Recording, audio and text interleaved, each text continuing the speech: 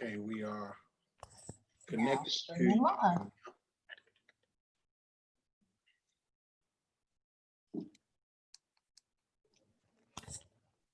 We are now live on YouTube. Mhm.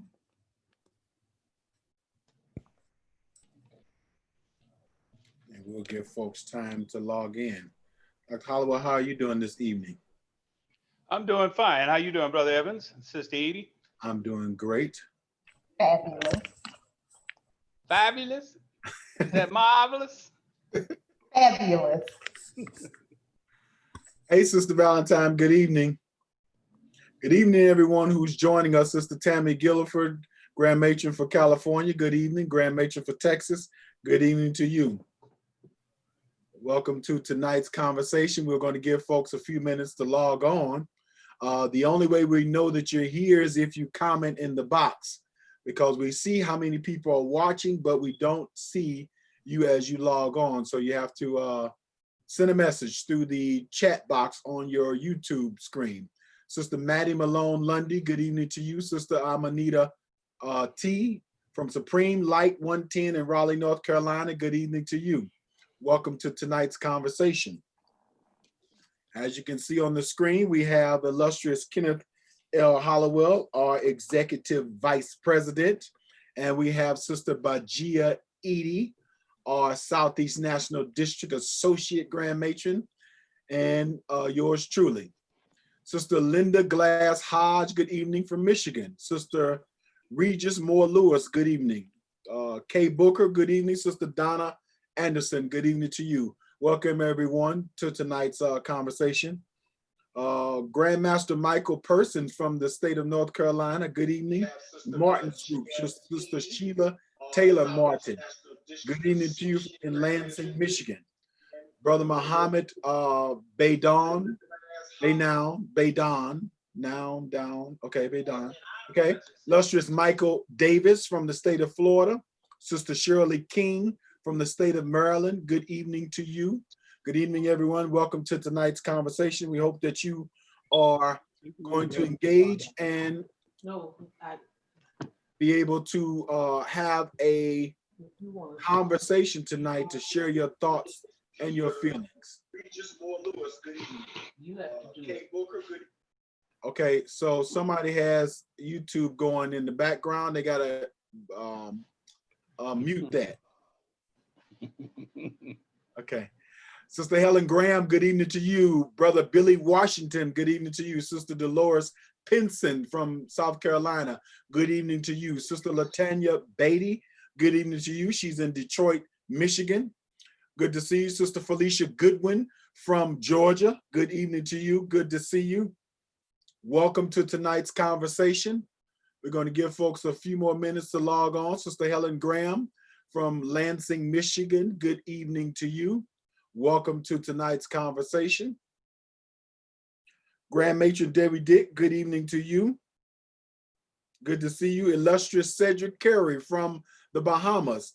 I see you logged in. Good evening to you. Welcome to tonight's conversation. Illustrious Demetrius Terry, Grandmaster for the state of Georgia. Good evening to you. Sister Ethel Robinson Ellison, good evening to you. Welcome to tonight's conversation. We'll be starting in just a couple of minutes. We have about 3 minutes to go. Is that okay with you, Illustrious Hollowell?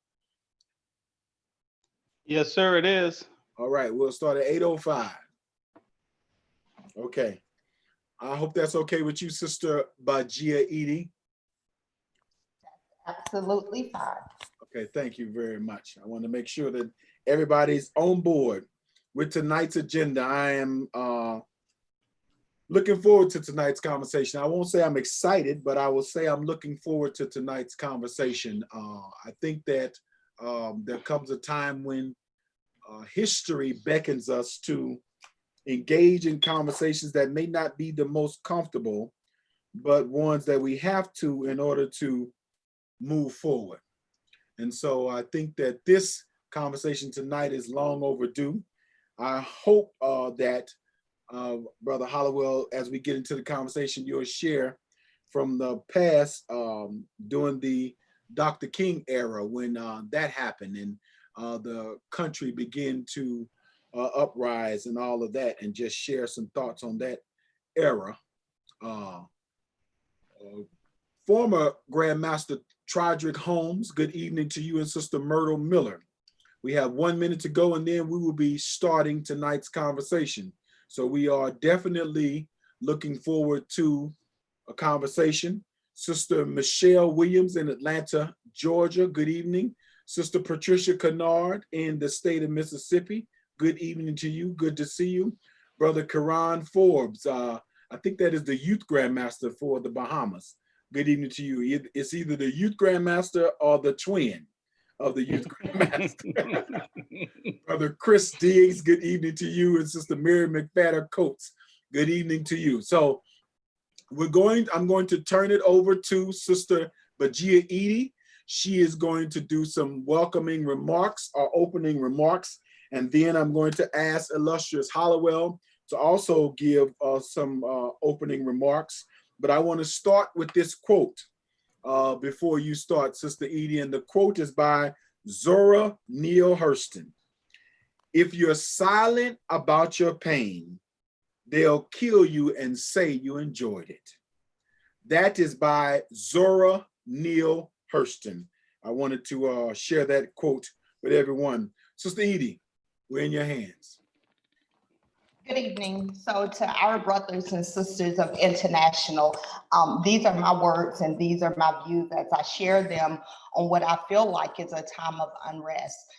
The world watched for 8 minutes and 46 seconds the killing and murder of a man who allegedly had paid for things with a bad 20. It's not just about George Floyd, but it's equally just about George Floyd, Breonna Taylor, Ahmaud Arbery. For International, it dates back as far as the young boy who was walking to his father's girlfriend house named Trayvon Martin Frust.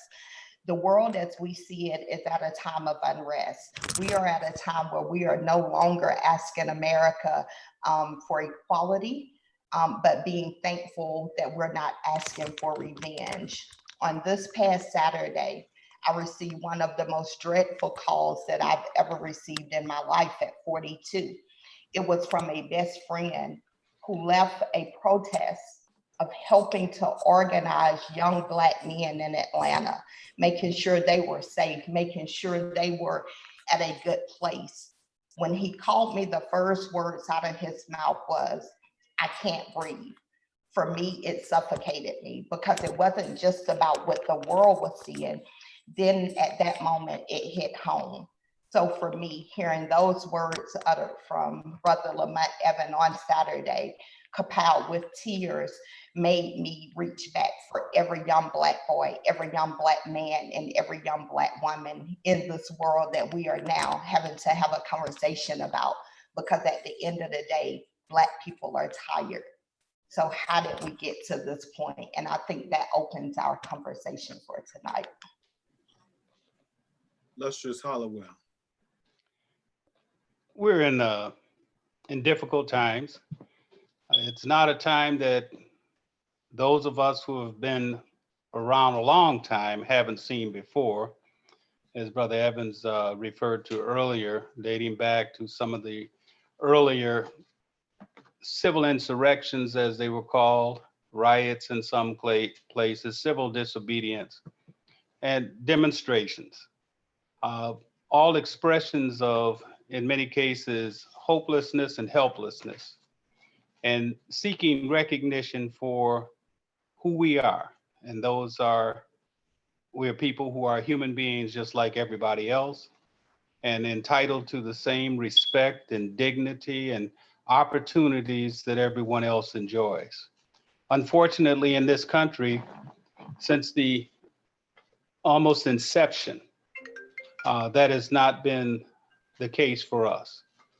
And atrocities are not something that are unusual. They're not something that takes place in all of our lives every day, but somewhere in the United States every day, an African American is abused, misused, mistreated, and in many instances killed. That brings to us as Masons and Eastern Stars the opportunity for reflection on where we came from, where we are, and where we hope to go in the future. A couple of weeks ago, I was contacted with respect to how members of our fraternity could support the situation. One of the things that I advised is not being involved in civil disobedience. However, we can let our voices be heard and let it be known that we do not support the actions that took the lives of innocent Black Americans. And I say that as a person who has served in law enforcement, as a police commissioner in the city of Detroit, 20 plus years as an auxiliary policeman in the city of Detroit.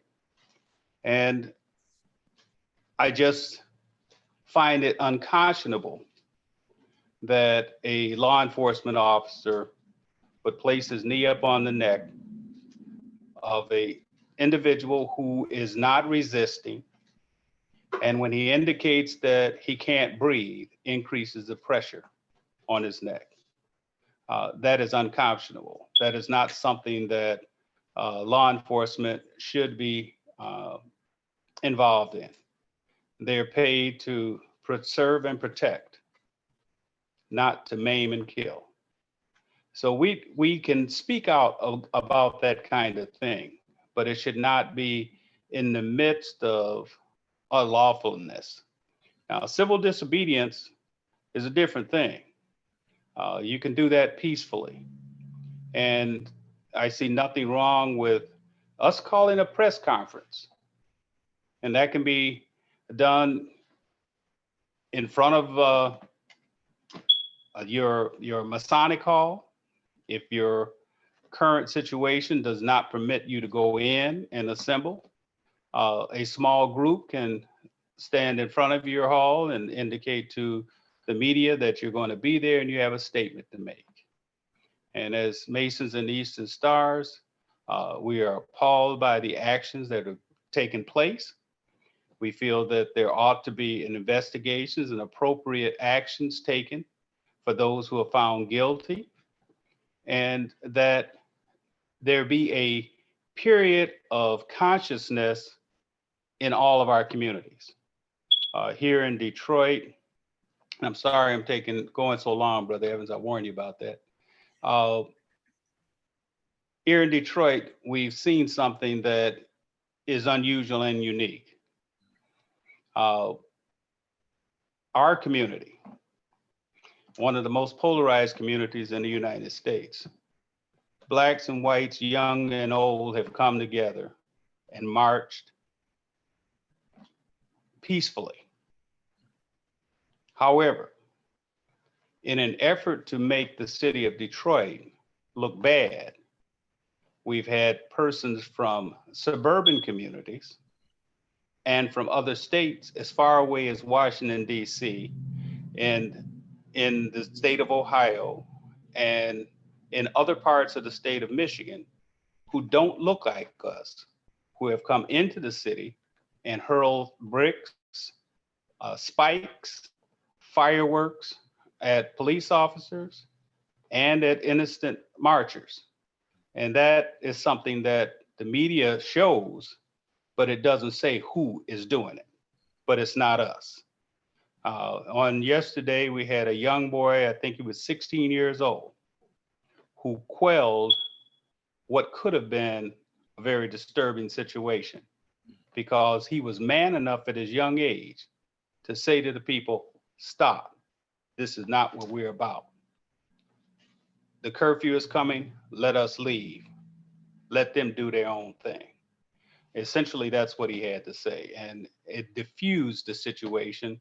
He was praised by the mayor of the city and the chief of police for his actions. He made it known, we'll be back, we're going to demonstrate some more, but we're going to continue to demonstrate peacefully until things get right. So I want to share what Sister Edie talked about in her opening statement as far as the phone call. So I definitely agree with you, Brother Holloway. We should not be involved in active or irresponsible protests. What happened is there's a group of Black men here who are not in the order, but they have their own organization, and they asked for some of the brothers as a part of the group to assist with keeping the peace. And we had a Target store here where they had put on Twitter that they were going to protest at. And so the brother said, we need to meet at Target and we need to talk to brothers and sisters off the edge of being upset and thinking they're going to protest. Of course, there was a lot of police there. Target had closed their store there, so Target wasn't even open. But there were a lot of young people who were showing up. We distributed flyers to the young people and asked them, hey, join an organization near you or that you know about, support them, get involved locally. For those who were college students or high school students, we told them to get involved on campus. So that was the instructions given to us by the leader, is to just encourage them to get involved and take the energy of anger and channel it towards moving the agenda forward to make us better as a community. So then we left there and we were asked to go to the Martin Luther King Center. And so at the Martin Luther King Center, there was a larger protest going on. And we were asked to do the same thing for the young people who were upset and angry, to trying to talk them off the edge, bring them back to some senses so that it couldn't erupt into something else.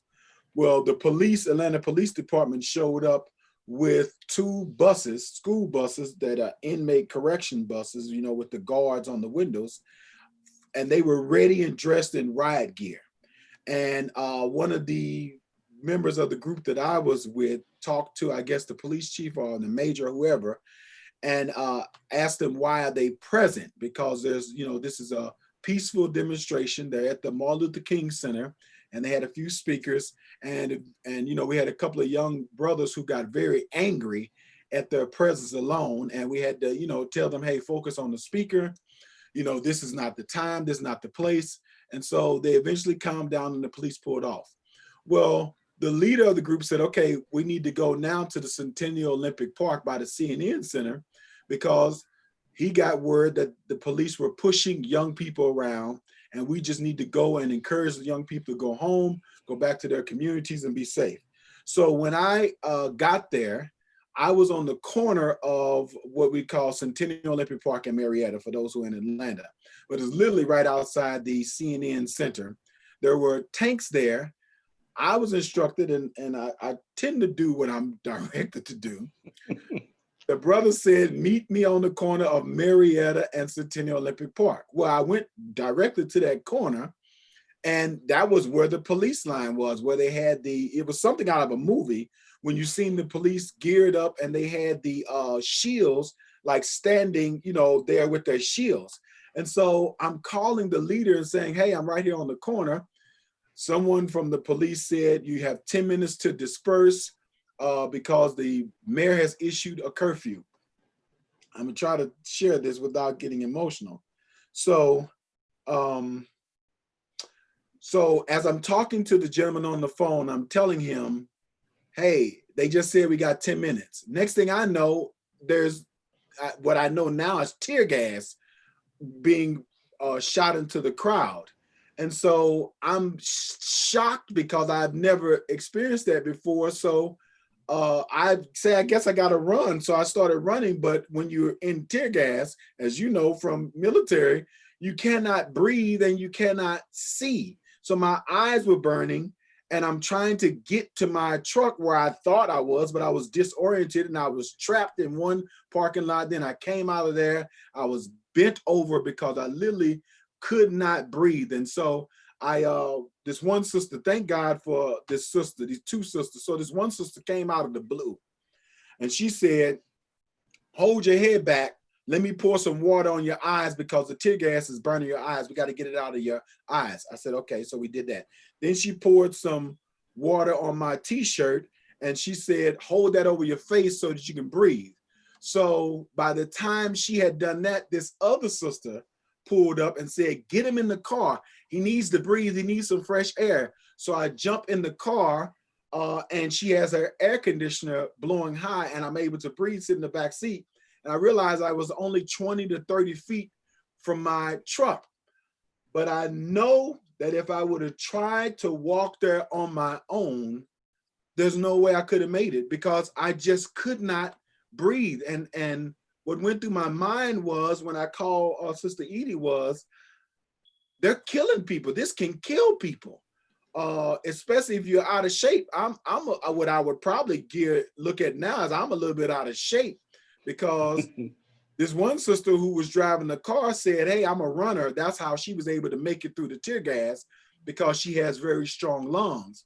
And so I called Sister Edie, I called my mother, and I got home and, got myself together. But yeah, I just kind of lost it. And the first thing I did when I woke up Sunday morning was I Googled, how did Dr. King deal with tear gas? That was the only thing that was on my mind. Is I know that there will be another situation that will happen in our country, inevitably, because that's just the history of our country. But if I'm asked to go and help talk young people off of the edge, how do we deal with tear gas at that time, as far as being able to breathe? And so that's to put into context the story. And then I realized that because we are in, from COVID-19, we're supposed to be inside or relatively social distancing. There was no platform for us to talk about it. And so we wanted to open the mics up, so to speak, I guess you could say, tonight, to allow, members who want to vent and share their thoughts or feelings to just have a platform to do that. Sister Edie? No, I definitely agree. And I agree with Brother Hollowell. When there's a fine line we're seeing right now with everything going on. And someone posted, I think on Facebook or somewhere, it's supposed to be protests and not looting and riots. And you saw people immediately push back and said it was supposed to be an arrest and not murder. So I think it's definitely a fine line. I never will be the one to ever advocate for violence unless it comes to my door. I have a 21-year-old nephew, and I can tell you, my family, I think we're saved. We ain't saved enough to hug, a killer in court and let them get away. Like we're not to that point yet. I have to be real with my walk. And I think what we're seeing now is just years of tension just build up. I think it's a lot of agitation, like Brother Hollowell said, from other places and other people, because most of the looting pictures you saw, they wasn't Black people. You saw in Minnesota. Minnesota is one of the states I work in virtually. All of the arrests except 2 were white individuals who were charged with looting, who were charged with rioting, who were charged with inciting violence. So, we have to be careful what we see on social media and, look the same, but, give you a different taste when we're thinking of where we are. So, Brother Hollowell, not to incite violence, but to know that, hopefully we don't have to deal with it at our own doors, because had George Floyd been my brother or my father, because the media shows us one picture, I probably would have been like, tear Target the hell up. Like, they can rebuild, they have insurance, they'll rebuild again. We can't get our men and our sisters back. And I think that's the times in which we live. And, people are quoting Dr. King without, letting people know he was arrested over 29 times, while he peacefully protests. He, dogs and water hoses were sicked on him and other marchers as they tried to cross bridges, as they tried to march in peace. And I think one thing we have to remember, the boycott lasted for over a year and they evoked change. So now it's like, how do we do that in 2020? It's up to the older generation to bridge the gap for the younger generation and show them the way. Because if not, we dealing with kids that's, turn up on Nuck If You Buck. Like, they didn't grow up on gospel. Yeah. So Brother Hollowell, so back in 1968, right? And the reason the reason why Sister Edie is laughing is because we had some pre-conversation, and there's an inside joke we have about for those members for those members in the order who were involved in marching back then, show us your shoes. And so that's the joke that we have right now is show us your shoes from back marching. But we're not going to ask you for your shoes tonight. But we want you, or we would like for you to give us some context as far as what was the state of the country. I know our order was only like 18 years old, so we were still very young in 1968. And I know that you had came in the order, I think early 60s, right? 64? 66. Okay, 66. So, and you were coming out of the military. So can you take us back to there briefly? Yeah, I guess I want to say briefly. I can make it very brief, brother Evans. Okay. I didn't march. Okay. At the time that Dr. King was making the march, I was actively in the Marine Corps. Okay. However, I got out late 67, and I was around the city in 68. Mm. And that was a very unpleasant time in the city of Detroit. And as I shared with you, Sister Hollow and I had an unfortunate experience leaving her mother's house, trying to get home at curfew, and coming into contact with the National Guard, the state police, the county sheriff, the Detroit police, and everybody else. Mm-hmm. And they kind of cornered us on a corner, laid across my hood with the rifle still pointed at my head, wanted to know where we were coming from and where we were going. And we told them that we were leaving my mother-in-law's house on our way to home. Mm-hmm. Long story short, when they told us to go directly there, mm-hmm. and that's exactly what I did.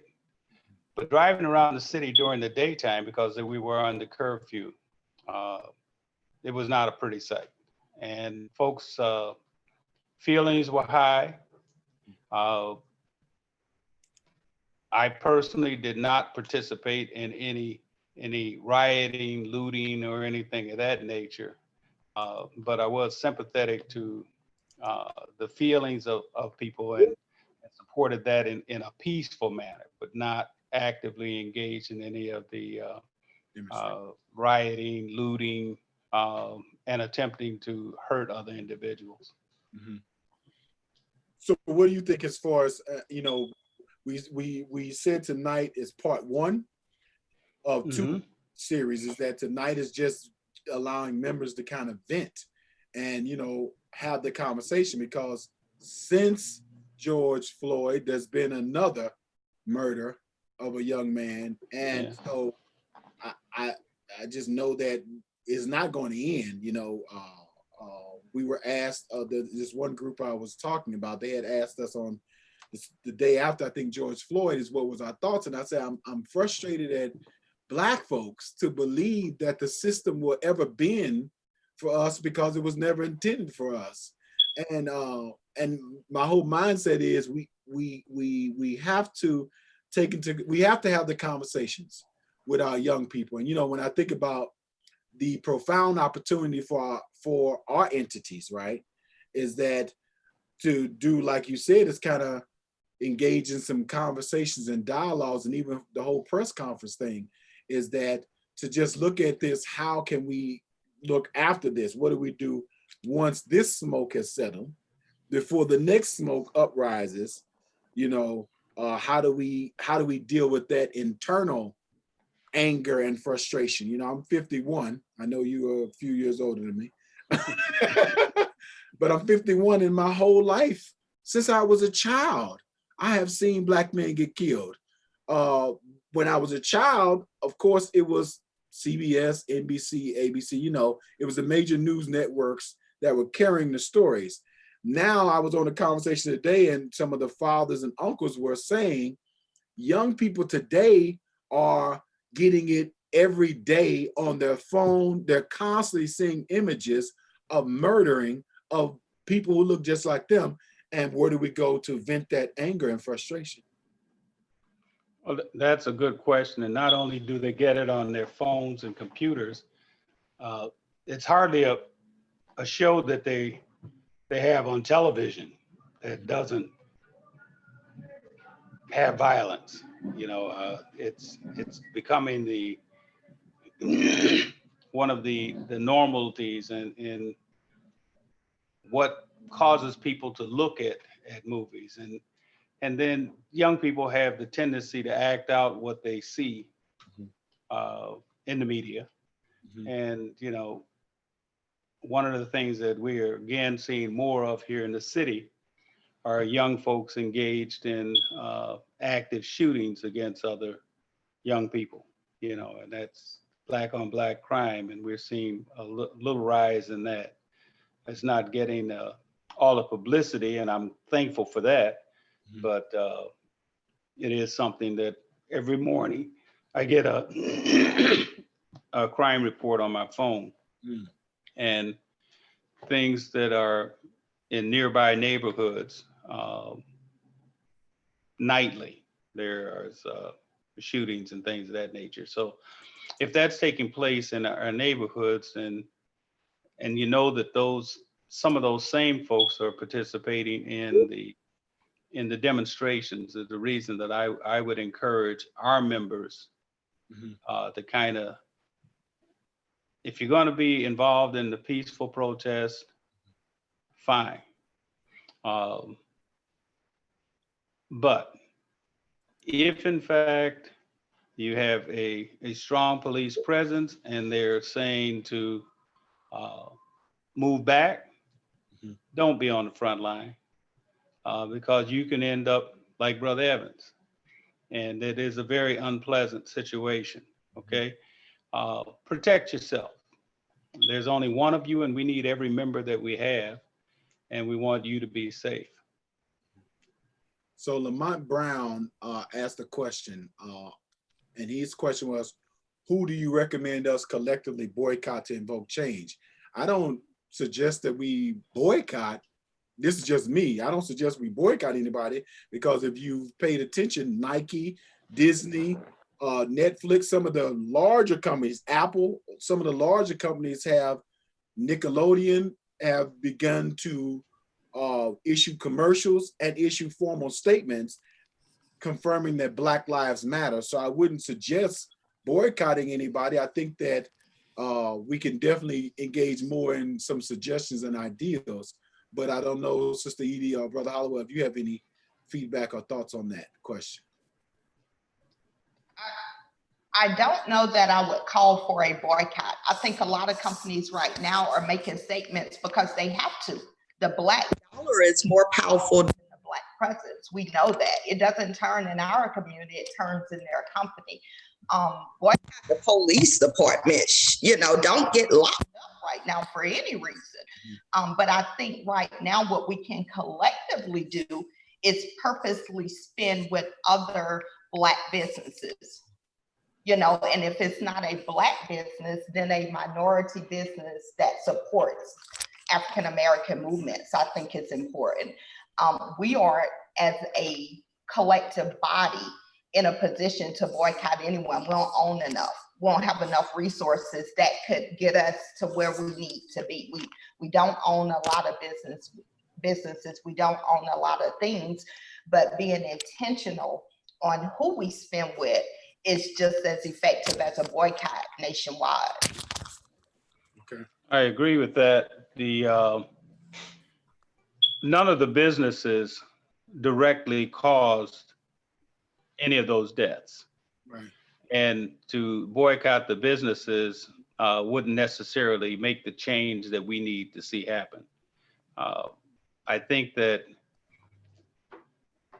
it probably would serve a good benefit if in the various communities, if we as a Grand Lodge, a Grand Chapter, or a local lodge, a local chapter, drafted some letters or resolutions, submitted them to your city councils or whatever they're called where you live, send some information to your governors who are dealing with the situations, The president has called for any governor who he deems to be too weak to deal with things, that he's going to not send a National Guard, he's going to send armed forces. And that is another point that touched me, because in 1967, during the civil insurrection in Detroit, I was stationed at Camp Lejeune, North Carolina, and they put us on standby to come to the city of Detroit for containing my people. Okay. And I had a good relationship with my CO, and I told him it wouldn't be a good idea to send me, because I wasn't going there doing anything to my folks. If anything, I'd be protecting them, because my whole family was there, you know. Right. Fortunately, I didn't have to come on that official situation, but the mindset of a military person, and Grandmaster Lamont Brown is also one of my fellow Marines. Okay. He understands that we weren't policemen. Okay. When we went into a situation, we were trained to take control, and almost by any means necessary. And I don't want the president to start unleashing military forces on the streets in our communities throughout the United States. That would not be a good thing. Now, he may think it's a good political thing for him to incite his base, but it would not be a good thing for us. And it's kind of a challenge to governors for them to utilize the National Guard in the communities. Our governor has resisted that, and she's one of the weak governors that he's referring to. Okay. Because she won't, or at this point has not chosen to place the National Guard into our communities. Our mayor is opposed to it. Our police chief is opposed to it. And I think the policies here and the community is supporting our law enforcement. So our law enforcement has, over the last 5 or 6 years, developed a good working relationship with the community. It's not perfect, but it's a whole lot better than it used to be. We have a chief who listens and supports, and has instituted significant training in public relations for our law enforcement officer, and they've exercised very due restraint in the face of some very challenging situations, and it's been appreciated by the community. Sister Edie, you told me about some instances in cities where police and community members, well, you talked about Flint. I think the first city you mentioned was Flint. In Flint is in Genesee County, and earlier this week, the sheriff of Genesee County, the demonstrators, as they were passing the police headquarters, shouted out to him, "Come march with us." Okay. He took off his riot gear. He didn't take off his sidearm, but he took off his riot gear, his helmet, and everything. He laid it down, and he got out, and he walked with them out in the front of the thing. He admitted in a press conference, it may not have been the wisest thing for him to do, because it put him in a very perilous situation. But the end result was very calming to that assembly. And as a result of that, in the city of Southfield on yesterday, they had a demonstration, and the police officers there symbolically took the knee. Okay. In Troy, Michigan, took the knee. And that was one where you talked about the Target situation. One of the high-end malls that we have in our area is the Somerset Mall. That's where all of the high-end stores. Yeah, that's where you find the Saks and the Nordstroms and the Dillards and all of those kinds of things are there. They received notification that there was going to be a demonstration there, and that it was the intent of some of the folks to come to do damage to that situation. Okay. And so they fortified it and whatnot. They closed them all, fortified it. But they had virtually no situations there. I mean, as I said, the police officers were professional. They let it be known that people could demonstrate. They weren't going to tolerate any destruction, but they could peacefully march. So I think around the country, in some areas, there is some sensitivity at this time, which is necessary if there's going to be any healing in the nation. Absolutely. Last night, I watched something that I don't normally watch. It just caught me by chance. And it was Jimmy Fallon's show. And I don't know whether anybody else caught that last night. But Jimmy Fallon had done a skit in blackface mocking Chris Rock, Okay. whom he has a personal relationship with, according to him. They're friends. But he was castigated for it.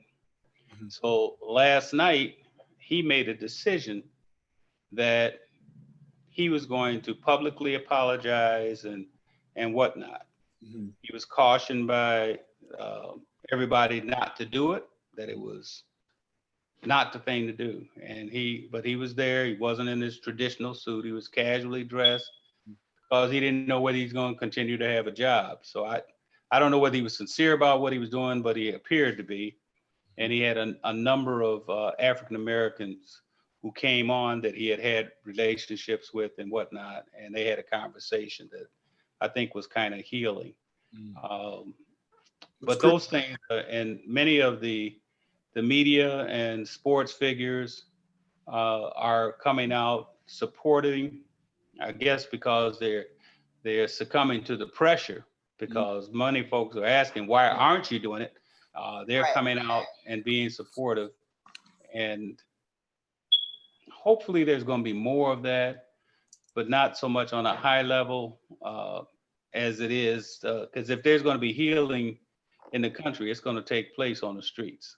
That's right. And I would like to think, regardless of how much we think we're healing, we didn't heal 6 years ago. Eric Garner was the first on national TV to say he could not breathe and died. And now his mother mourns for him. It was a different heartbreak to see George Floyd mourn for a mother who's been dead for 2 years, 2.5 actually. So yeah, the country wants healing now, but it's still on the back of deaths of Black people at the hands of cops who took an oath and a badge to protect and serve. You took an oath to serve me. Breonna Taylor is not here because of a mistaken identity, a mistaken address, and somebody coming in her home and killing her. We've seen it all too often. And I don't think that anybody, not even my employer that I worked for, would be so quick to give up these responses, standing with the Black community right now, if we didn't have their attention by saying, we're gonna march, we're gonna tear some stuff up, okay? We're gonna demand a seat at the table, because if that was the case, Martin Luther King would have got it. You know, we wouldn't be reliving history. But one of the questions that I like, or not so much that I like, but one of the questions that Shirley King asks, can we help with our voices collectively with change or reform in the police departments, as well as change the laws and constitution for change to recognize us as citizens? When a Black person wants to be recognized as a citizen in 2020, I have a problem with that. There is no law, and I'm gonna just say for South Carolina, I've only written legislation and helped write legislation in South Carolina. I don't know about every state in the country. You're already a citizen. Wherever you're registered to vote, Sister King, you're already a citizen. Okay, let's be clear on that. How your police department views you is another thing. In Greenville, we created and we went to our sheriff and chief of police and demanded that a citizen advisory board be created as a liaison for the community and the police department. We needed unbiased people who were voters and who were taxpayers to be able to have a seat at the table. And our position and our job was to review every time there was a complaint on a police officer. Demand it where you pay taxes, demand it where you live and you vote. Every police department is entitled to a citizen, some of them call them citizen review board, some of them call them citizen advisory boards. And it's for if you have officers who have a long history or jacket of assaults, complaints, any kind of shooting of a citizen, there should be a review board who is biased and not on a payroll of the police department that can help to investigate what that looks like and the outcome of that. So yeah, you should have that in, I'm not sure what state you're in. So, Brother Holloway, I want you to think about this question, but I want to share a story also.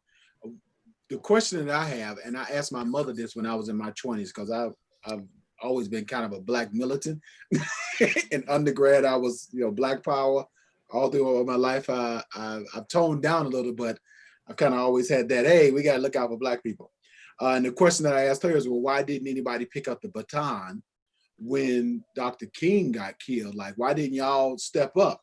And her response to me was just so pure and honest. And she said, everybody who picked up the baton was being killed. Like, who would want to pick up a baton knowing that the moment is in your hand, somebody's going to gun you down? But the question I want to ask you, Brother Holloway, and then I want you to think about is at the age that you are right now, right? So you had, let's say, 50 plus years. Okay. 3/4 of a century. Okay. So you had 75 years of watching Blacks in this country get gunned down. Of course, you heard about the lynchings, I'm sure, back in the 60s. And these brothers and sisters look like you and all that. I guess I would be interested in knowing is, how do you feel? Like, how do you contain or how do you prevent from getting frustrated? So I don't want you to answer that. I want to share this story, but I really want you to, because I think some of us who are younger than 3/4 of a century want an ideal of how do you move forward, because you are successful. You've reached a certain level of success and you've still seen all this. And so with the story I was on today, I was on a Zoom call with a brothers group, and it was downtown Atlanta by the CNN Center. This one brother owns a business down there, and about 12:30 midnight, I think it was Friday, he got an alarm. Him and his business partner got the alarm that, somebody had broken into, or a glass had been shattered. So he runs down there and he sees all these young people who are preparing to loot, and some of them had taken some stuff out of his business. And he had told them, hey, this is a Black-owned business. And they were kind of shocked to hear that in Atlanta, that there are Black-owned businesses. And this guy took his frustration at them from tearing up his place to now educating them to say there are many Black businesses in Atlanta, but they lived on the West Side. And so it was that issue of they had not been exposed to the reality that Black businesses exist, because they lived, I think Michelle Obama called it desert islands, where you see convenience stores, the gas station, and all the fast food places. You never get a chance to see thriving businesses. And so I just thought that was, they had asked for suggestions on the call. And I said, we need to, instead of doing an HBCU tour around the country, we need to do a Black business tour around the city. Just go and pick up Black boys and girls in impoverished communities and take them to Black businesses and Black institutions and say, hey, this is what's in this city. And if this is what you aspire to do, this is what you can do. But yeah, what would you say to my earlier question? First of all, what makes you think that I don't get frustrated? Well, okay, so that's fair. I guess Okay, it's how does well, yeah, go ahead. You're right. okay. What most people see, in fact, all of you, what you see is what I refer to as a learned behavior. Okay. I have a personal philosophy that once someone uh, makes you angry, they've taken control of you. Once someone makes you feel powerless, they've taken control of you. So you need to take control of yourself first, and then you look at ways that you can control that around you. None of us has all of that power. So what do? We make coalitions. And historically, what I found best to do was get involved in places and organizations that can effect change. So I spent a time where it was active with the NAACP, the Urban League, uh, and I got involved in with law enforcement, the political structure. I'm still a precinct delegate. I've been a precinct delegate for upwards of 30 years. I served as the chairperson of the 14th Democratic Congressional District. Active now as a vice chairman of the Wayne County Democratic Black Caucus. Uh, you know, I talk to Congress people, state representatives, state senators, mayors, the county commissioners, the county executive, the sheriff, the police chief. It's important that you be able to have an audience with people if there's a situation that needs attention, that you can get your voice heard. And so over the years, I found that a beneficial outlet for me. There was a means of addressing some of the things that were of concern to me. It took a lot of my time. It took time away from the family very, often. Uh, I think they've forgiven me for that. But uh, it, Okay. So we have to be involved. yeah, I agree. I think so. It sounds like the frustration that you may be experienced or have experienced from it, you channeled into inserting yourself in key roles that could help make sure we were represented, and then to make sure our voices were present and in the room. Yes. And Okay. in many of those cases, Mm-hmm. I was the only voice in the room Okay. for things that were Because you important to have our to go community. back and pull somebody back, Brother Hollowell. You Right. have to go back. You have to pull somebody else. We have to mentor the next leaders we want to see. I agree with you wholeheartedly. And that was my philosophy. Okay. I would find somebody else, move them in so I could move out and move into something else. Okay. No. You got to mentor them while you're there. You still got time to take them to the I stay there. NAACP. I stay there for a NAACP while, but meetings with you now. they won't let me let things go. I'm still actively involved Okay. in more things than I'd like to be involved in, really. So Brother Lusher Chappelle here in Atlanta, Georgia, he posted an interesting statement. Is it the police department that need to be addressed, or is it the racism in the police department or any other department dealing with government?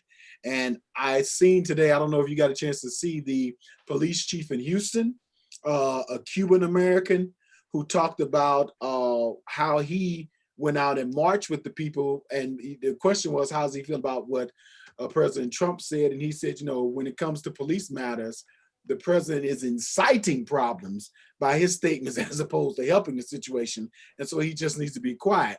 But what I found that he said that I thought was really good is that we have millions of good police on the streets who are doing the best they can to provide the service and protect the communities they're responsible for. And I think he challenged the good police to be able to call out the bad police.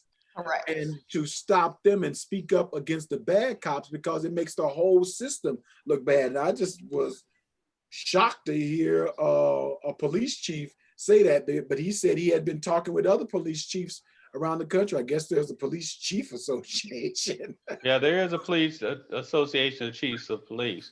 Okay. And it's important. Yes, there are a lot of good law enforcement officers, Mhm. A lot of they bad far ones too. and We they far outnumber the bad ones. Right. However, a good police officer who watches another police officer abuse the rights of a citizen is a bad police officer. Yeah. Yeah. Because he has the responsibility to protect and serve the citizen, not to protect and serve another police officer. Mhm. Now, he should not allow another police officer to be hurt. Mhm. He should not aid and abet a police officer who is violating the rights of a citizen by not doing anything to prevent him from doing it. Mhm. If he didn't do anything but tell him to stop, uh, attempt to pull him off, Mhm. report him, he could have very easily called for a supervisor and said, what was taking place. But he should not, those other 3 police officers should not have stood there and Mhm. watched what was happening and done nothing.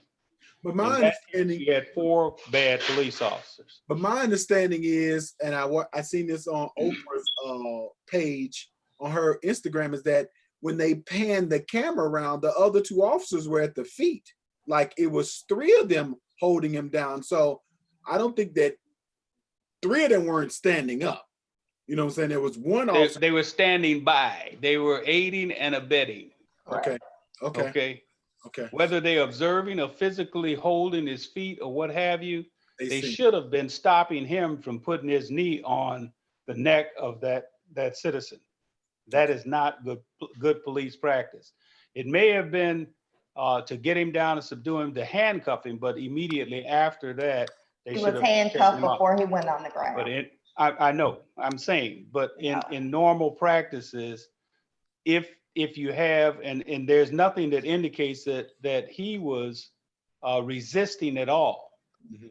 But had it been someone who was resisting, it may have been necessary to get him still enough to be cuffed. But once that took place, there was no reason for anybody to have their knee on him, to be holding his head down against the pavement or anything of that nature. I think That was a brutal act. I think what frustrated me the most and what incited me the most to even go out, because when I called Sister Edie, I said, I got to go out there. She said, what are you going to do? I said, I don't want to be on the wrong side of history. I think that we're going to look back on this era and history will ask us, where were you during the George Floyd and Breonna Taylor situation? And I just felt this pulling inside me that I didn't want to be on the wrong side of history. And I was telling my mother, because she was like, what are you going to do? And so I said, it does something to my conscience when I seen him take his last breath. Like when you see them turn him over to put on the stretcher, you already know this Black man, life is gone. It's over. And it was over at that point. And that just did something to the point where I just said, got to do something, got to insert myself somewhere to help out. Yeah, because the frustration could come out in other ways. Yeah. And it was a good thing that you were doing, because what you were doing, in my opinion, was attempting to prevent someone else, another Black man or Black woman, from being subjected to the similar kind of thing. And the unfortunate thing is, you can be there perfectly innocent, doing the right thing, but can be negatively impacted at the same time. Yes. And that's why I caution our members, be supportive, but don't put yourself in harm's way. Okay.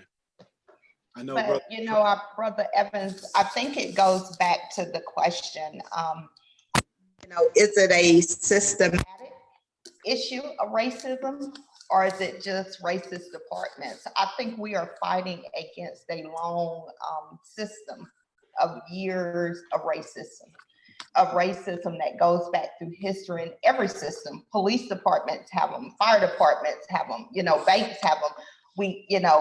And Will Smith said it best.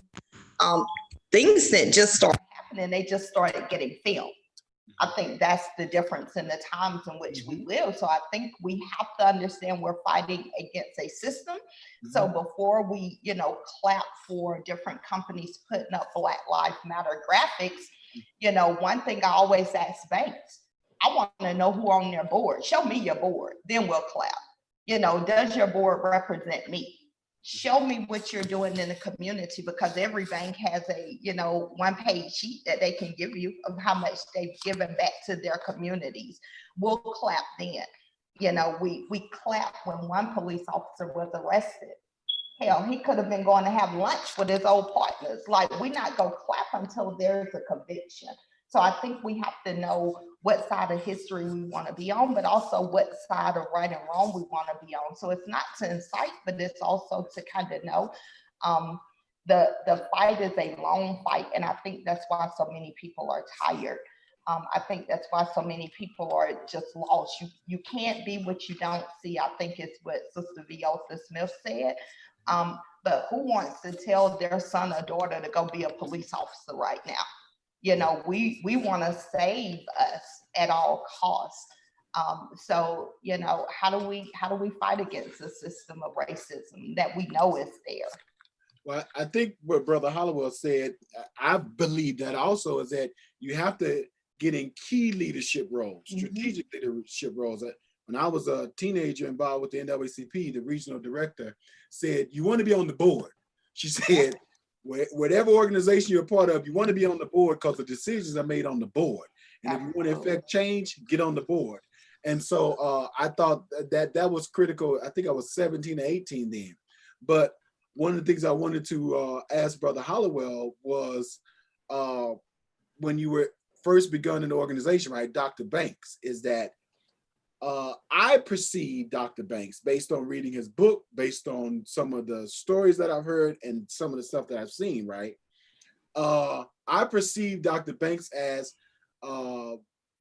somewhat of a Black militant, but economically and from a political stance, and like, we have to have institutions. He was an institution builder and made sure that there were Black institutions. And I want to say, and you could correct me if I'm wrong, I believe Dr. Banks was kind of unapologetically Black about how he set up International Masons and the radio station and the TV station and the cosmetology school and all those different things. And so how would you, am I on point or am I off base or what? I think you're totally on point. Dr. Banks was one who believed in Black empowerment. Okay. And so he promoted folks becoming economically independent. So he designed everything that he designed under the umbrella of International Masons was designed to prepare young African Americans to take a meaningful place in society, to be business owners, not just to be employed, but to have a business. He encouraged the ownership of property. He said it's the one resource that man can't recreate. There's only so much of it, and you need to get it and hold on to it.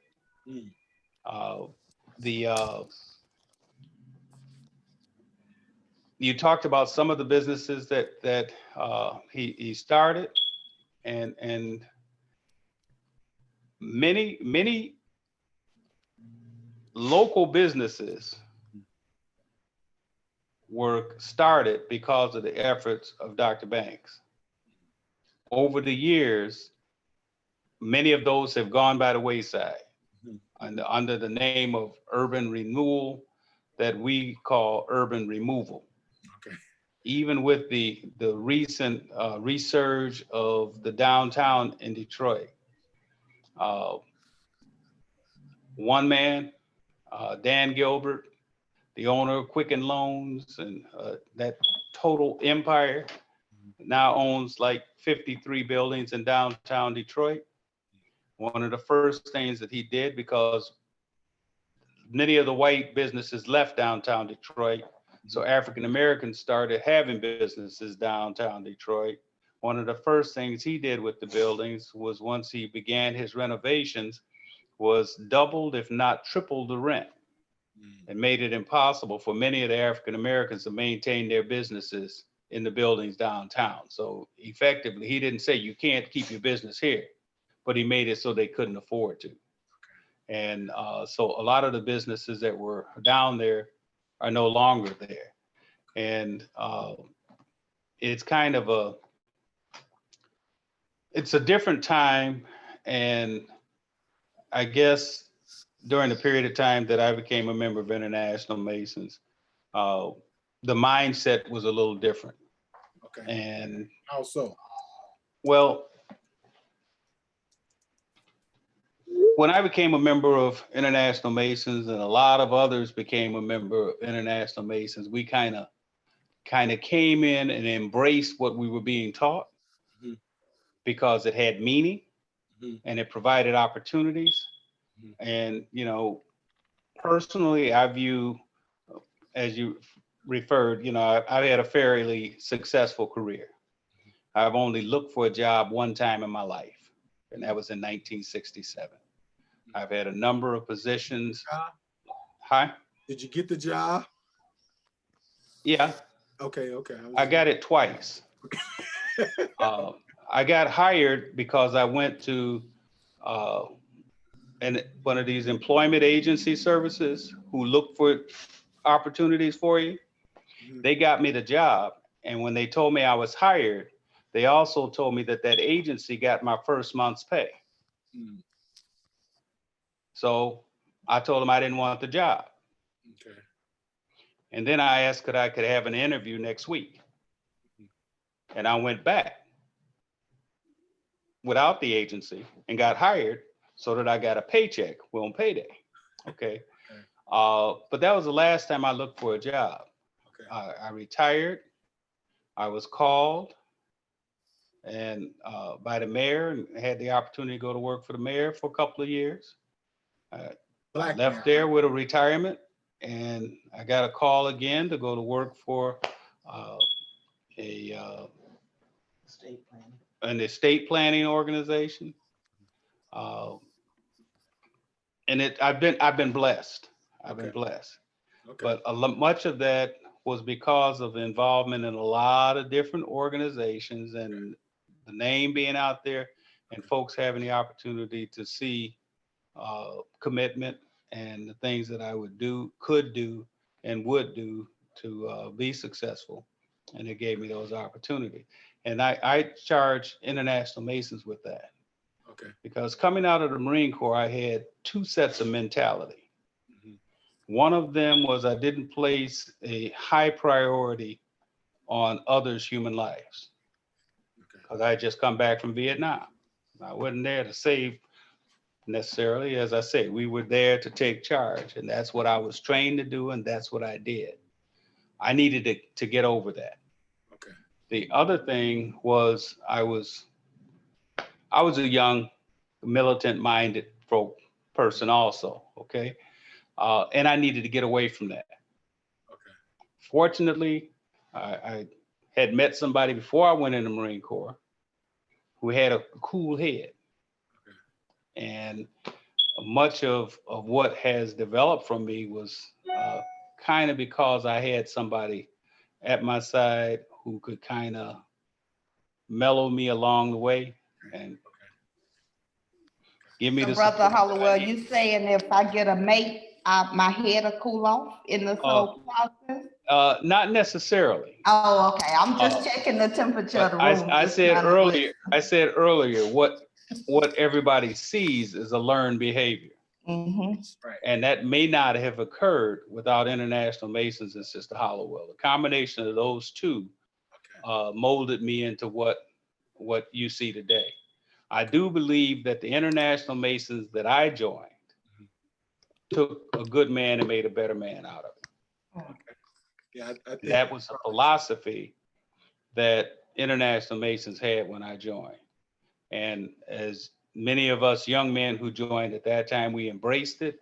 And it's why a lot of us are still around. Mm. I don't see that as much today. Mhm. A lot of the members come in now want to change the organization rather than allow the organization to do what it was designed to do, and that's to help them change and improve themselves. Okay.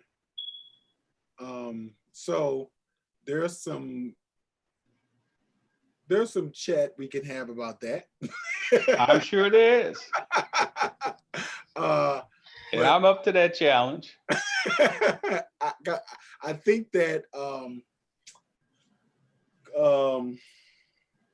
yeah, let's go to the comment section. Okay. I think Sister Kennard said education is what they need. She says vote. And Felicia Goodwin agrees, totally agree about the education.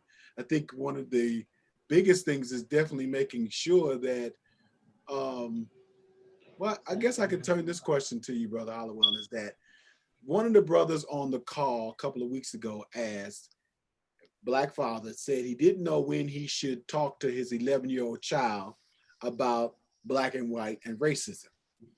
And one of the things I told him is at the same time you begin to talk to children about the birds and the bees, you definitely need to prepare them for a Black and white America, because I think you may have seen the movie, The American Son, is that you can't raise a Black child in America to not know that he's not Black, and that there are two different playing fields for children in America, those who are Black and those who are not. And so I guess from an education perspective, or even from, let's say, younger brothers who may want to join the order, right? Because I want us to engage in this on Thursday in the part 2 conversation, but kind of inserting the bridge is that I see this as a phenomenal opportunity for International to, from a membership perspective, right? Is that begin to grow from a membership perspective to say, this is the side of history that we're on, and this is how we're going to move forward in a way of making good men better men, and rechanneling their energy into being better women and being better men with the frustrations that exist today. And I'm not sure if the construct of International 70 years ago was what had that framework. 70 years ago, it was a infant organization, and it had growing pains and had rapid growing pains. Our membership strength now is probably 20% of what it was in 1970, Okay. 1980. Okay, because we went through a period of rapid growth, and that was possibly due to the design of the organization that, as Dr. Banks had it. There were two things that he did. Dr. Banks was a very wise man. I credit him with being many years ahead of his time, really. You know, many people question why Dr. Banks started an organization and had a joining fee of $5. Why the organization started and allowed women to become members without male sponsorship. Why the organization would accept men who weren't of sterling character prior. Okay, there were some things that, you know, you probably wouldn't got in if it was known, but for the most part, it was an organization that believed in giving second chances. As I said, take a man where he is. Often we say a good man make a better man, but you take a man and make a good man out of him, then you make that good man better. And you don't do it, you show him how to do it for himself. And that's the key, providing him the instruction for self-improvement. But the only way that someone can engage in self-improvement is they have the desire to do so. And a portion of the problem is a reason a person wants to do better is to truly do better. But if he can't see that it's possible for him to do better, then the effort in many cases they feel is wasted. And I think that's one of the things we're facing today. There are too many obstacles that are there.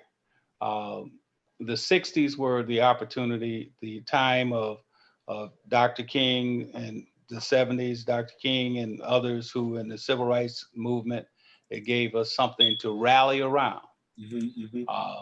Dr. Banks was a strong believer in that. Okay. Rallying around stuff. Rallying, yes. Not violence, yeah, but being active and supportive. And I think that's something that we need to do today, but we need to do it intelligently. Okay. Not necessarily putting ourselves in harm's way in the process needlessly, but taking an active part in a safe and sane manner. Okay. And that's why I would think that the most effective way for us to do it is through political activism. Okay. Because in order to change many of the things in the nation, it's going to take a change of laws. And if you want to get the laws changed, then you got to change the lawmakers. Okay. So that you have persons in the position to make the decisions who have your best interests at heart. Okay. And that's not always our brothers and sisters, because sometimes our brothers and sisters get in the position and they become a part of the woodwork. Okay. So we need to, we need to vet ourselves as well. One of the things I would encourage all of our persons who are on the call on Facebook tonight is to talk to the brothers and sisters in your lodges and chapters to find out whether or not they are registered to vote. If they're not registered to vote, conduct a voter registration campaign in your lodges, your chapters, your grand lodges, your grand chapters, and then spread that out into the community, to your neighbors, your church members, your coworkers, your family members, and get them all registered. That will empower our voice through the ballot box. Changes need to take place, and the only way that we're going to make those if we are registered, and being registered if you don't actively vote means nothing. So you have to first register and then vote. You should also make sure that you're educated on the issues and understand not only the campaigns, but the campaigners. Because sometimes the voice that you hear is not the voice of the person who is actually running. They have script writers and things of that nature for them as well. I mean, all except for 40, 35, 45, 55, whatever he is. I really don't want to know what he is, except that he be gone. Okay, I know it's 45, but I just don't want to give him credit of being anything. This is not a International Masons convention. Right. Okay, can't say that in a convention, but we just talking here amongst ourselves, right? Yes, sir. So we do need some changes. Okay. And we need changes on the municipal level, the county level, state levels, and on the national level. And we can make those things happen. Another thing that I would encourage us to consider, and we have had some members who have run for political office. I think Sister Edie, you ran for last year, didn't you? And 4 years ago. Huh? 4 years ago. 4 years ago, it didn't seem like I can see how the years are running together. Okay. Yeah, they're running fast. But we need to grow our own. There's nothing wrong with us getting some persons who are in our membership who are interested in running for campaigns and supporting them. And then we've got people who are very intelligent, yes, who have the ability to be council people, commissioners, mayors, even state representatives and senators, U.S. Congress people and senators. But we have to support them, and we have to let them know that they can do it. And International Masons is an organization that has a structure to make it happen if in fact we make it up in our minds that we want to see it done. Okay. Brother Hollowell, you are probably one of the longest winded brothers I know in our order. I had 5 thoughts and I've lost them all. But it's a valid long Yeah, win. it's We give credit for that. I'm like, It's a valid long win. get that thought. I was like, forget that thought. It's gone. Okay, all right. But it's okay. You have to say you got a question, you got 1 minute to answer. Well, no, because it could be that 1 minute and 10 second that the gold comes through. So that's why I believe in cutting people off, because that gold is there somewhere. We just have to mine it from the conversation. Yeah. Right. Yeah. Sister Edie?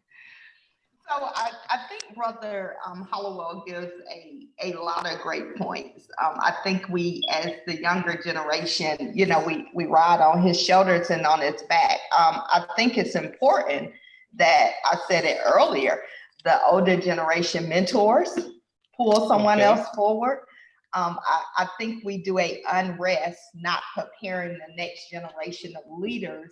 And then when they get out and do all they know, they're met with, us asking, what the heck are they doing? They're doing all they know. Nobody mentored them. Nobody, taught them the way. So they're going by the things and the people that they see. So I think maybe the organization, Brother Hollowell, myself, Brother Evans, we owe it to a member, if we're serious, and not even a member, but someone in our community to mentor, put them at the table. Put them in a boardroom, because some will never get that opportunity. CEOs ask for people to come work for them with a college degree without having to have a college degree to start a business. So we have to be mindful of these kind of things, and we have to put people where they need to be, and also prepare them once they get there to know what to say when they're sitting down at the table. And that starts with mentorship.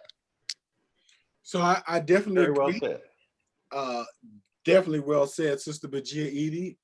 We have been going now for about 1 hour and 15 minutes, and generally we try to bring it to a close. But what I would like, of course, you all to begin to frame some closing thoughts, but also to let folks know on Thursday we will have the solutions-based conversation. Like, where do we take all this energy once the dust settles from this crisis that we're in?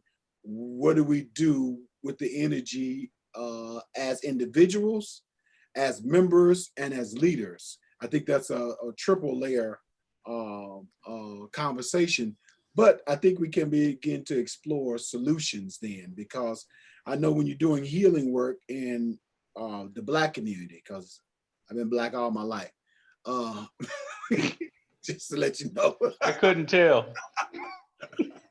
Is that I know when we're doing healing work in our community is we have to make room for people's frustrations and anger to come out, because you'll be in the middle of a solution and somebody's anger will erupt because it was quenched somewhere else. And so I'm thankful to those members who did share your frustrations. I've seen all of your comments, especially the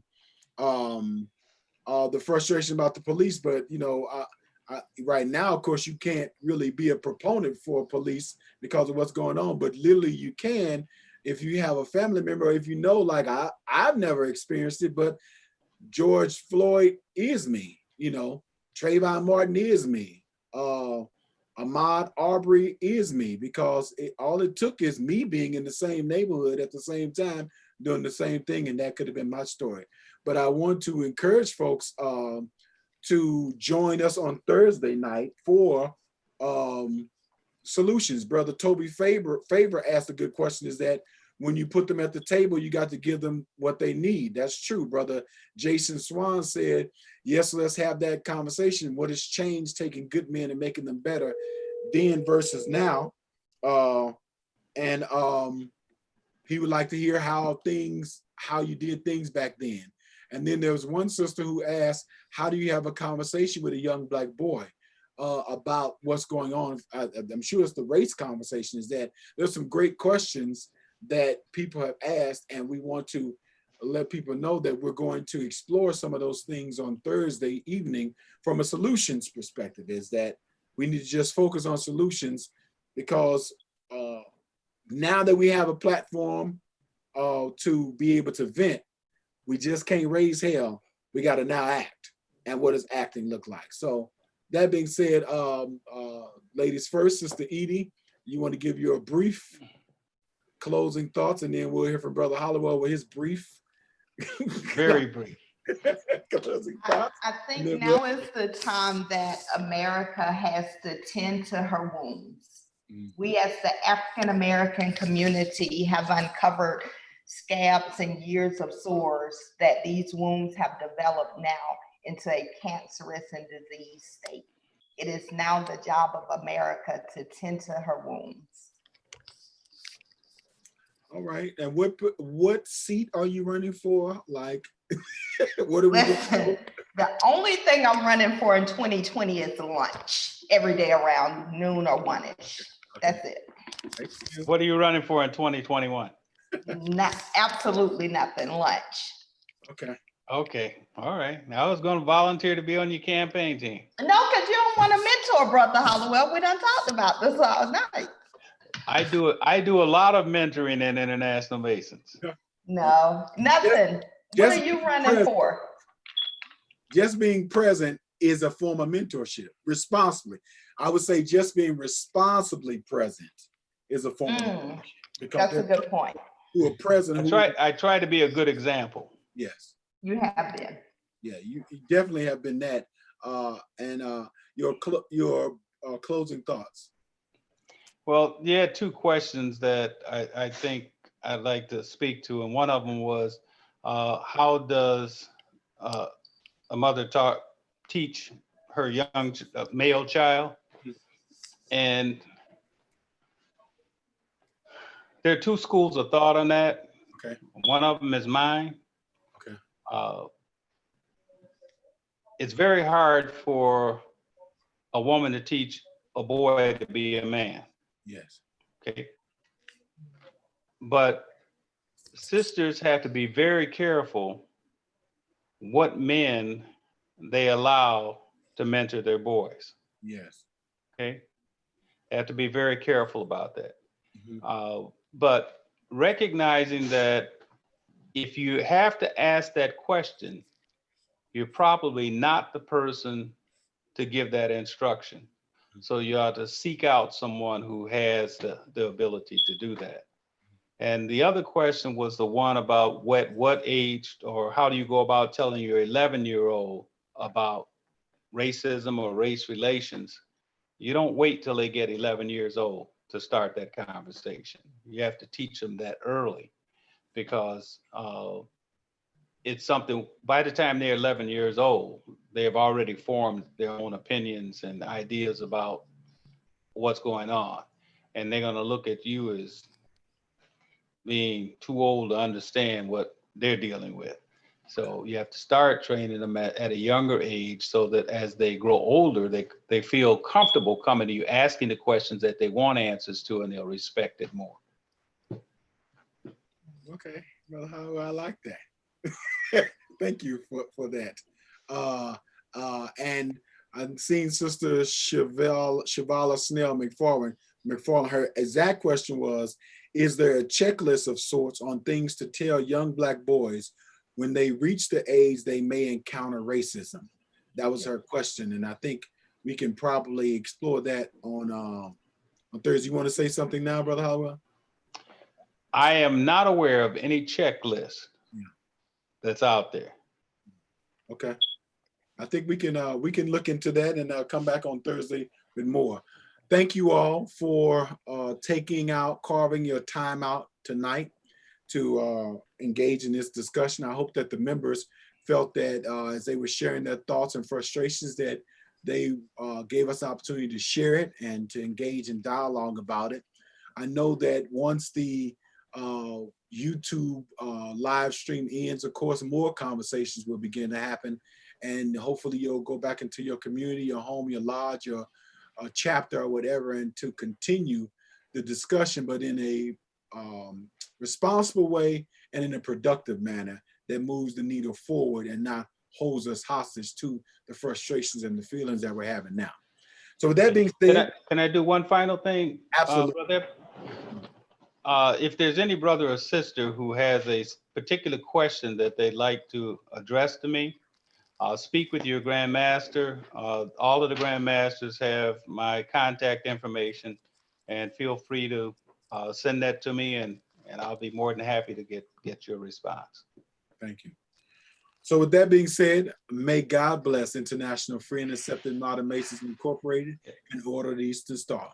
May he also bless our Supreme President, illustrious James O. Dogan, our First Lady, Sister Minnie Dogan, our Executive Vice President, our First Vice President, our Second Vice President, our Supreme Grand Matron, and all our Supreme Leaders, our National District Leaders, our Grand Leaders, our local leaders, and more especially our members and the youth. May God keep each and every one of you, and may he bless every household represented tonight on this call. With that being said, good night, everyone, and God bless. Good night. God bless you.